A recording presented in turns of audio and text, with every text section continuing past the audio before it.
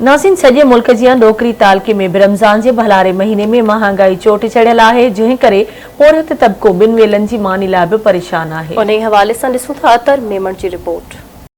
समूरे मुल्क जियां डोकरी तालके में भी महांगाई शहरन जूं मतियूं मुंझाए छॾियूं आहिनि। रमज़ान शरीफ़ जो भलारो महीनो ईंदे ही डोकरी तालके में खाधे पीते जी शयुनि जा अघ ॿीणा थी विया आहिनि। गरीब ऐं पोरत तबके खां ख़रीदारीअ जी सघ ख़त्म थी वई आहे।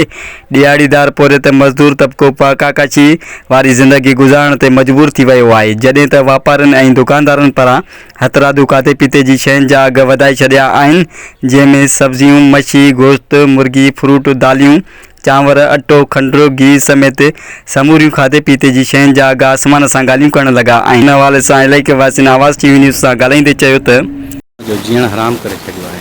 इन भलारे महीने जे में अंदर भी माण्हू इंतहा दर्जे जो परेशान आहिनि ऐं माण्हू रोज़ा रखनि था ऐं मार्केट में अचनि था ऐं अघ पुछा कनि था त ख़ामोश थी था वञनि। ऐं वॾी हालत असां वटि इहा आहे त हिते असिस्टेंट कमिश्नर साहब भी इन शइ ते का विज़िट नथो करे, शहर जे अंदरि को हिकिड़ो बि राउंड न कटियो अथई। असां उन्हनि खे बि अपील था कयूं त बराए महिरबानी हिन भलारे महीने जे सदके आवाम जे रिलीफ लाइ तव्हां कुझु शहर जे अंदरि गश्त कयो।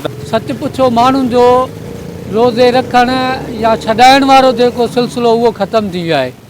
हाणे ग़रीब माण्हू पाण मुरादो हिकिड़ियूं शयूं करे थो, पर सरकार महांगाई रमज़ान जे ॾींहंनि में कंट्रोल करण बजाए उनखे ख़ुदि हथी ॾेई वधाए रही आहे। आवाज़ टीवी जो थोराइतो आहियां ऐं शहाबुद्दीन जो थोराइतो आहे जगत साहब जो उन महांगाई बाबति ब्रीफिंग वरिती। मुंहिंजा दोस्तो महांगाई ॾिसो था डे बाय डे वधंदी थी वञे ऐं महांगाई जी शर वञे आसमान ते पहुती आहे। ऐं असांजा जेके सिंध हुकूमत जा हुक्मरान आहिनि इन रमज़ान जे भलारे महीने में बि उन अञा वरी डबल ते महांगाई करे छॾी आहे।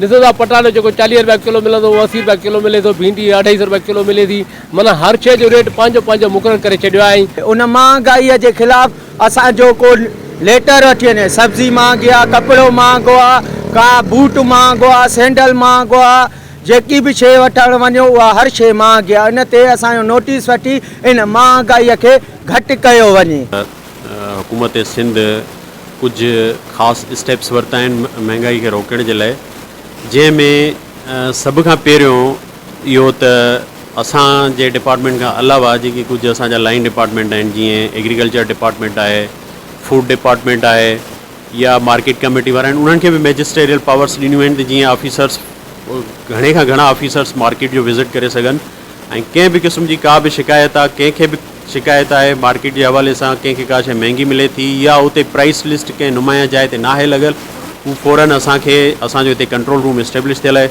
असां ताईं शिकायत करे सघनि था ऐं असां बिल्कुलु उन जे ख़िलाफ़ु एक्शन वठंदासीं।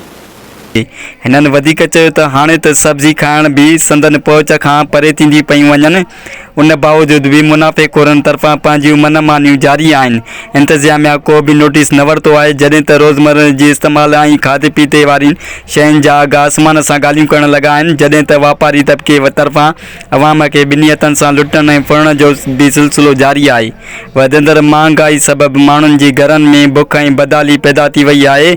ग़रीब तबको फकाकाशी वारी ज़िंदगी गुज़ारे रहियो आहे। हिननि मुतालबो कंदे घुर कई त ज़िले लाड़काणे ऐं तालके डोकरी इंतज़ामिया फौरी तौर महांगाई ते साबितो आणे ऐं ग़रीब तबके खे रिलीफ मुहैया करे नाजाइज़ मुनाफ़ेखोरनि ऐं माफ़ाइनि ख़िलाफ़ सख़्तु कार्रवाई कनि त जीअं आम माण्हुनि खे रिलीफ मिली सघे। कैमरामैन कईम जूने जे सां गॾु अतर मेमण, आवाज़ टीवी न्यूज़ डोकरी।